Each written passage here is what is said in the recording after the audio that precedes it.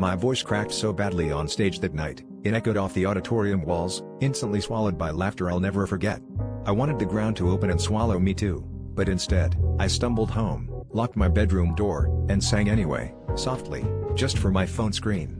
Every view felt like a lifeline, every comment a little brick in the wall I was rebuilding around my confidence. I started posting every day, letting people see the unpolished, trembling versions of songs I loved. There was no audience to boo or cheer, just a glowing rectangle, but with every upload, more strangers listened. They didn't care about my mistakes, they saw someone daring to be real, raw, and vulnerable. Instead of hiding my cracks, I made them part of my sound.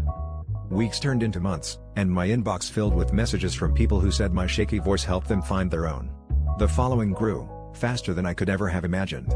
Suddenly, the same voice that once failed me in front of a crowd was inspiring millions behind a screen. Every note, every lyric, was proof that you don't need a perfect stage to be heard, you just need the guts to sing anyway. I kept thinking about that first, brutal rejection, and how easy it would have been to let it define me. But now, I see rejection for what it really is, just a redirection to something better. If you're scared to try again after falling, remember, your next big moment might start in the quietest corner of your own room.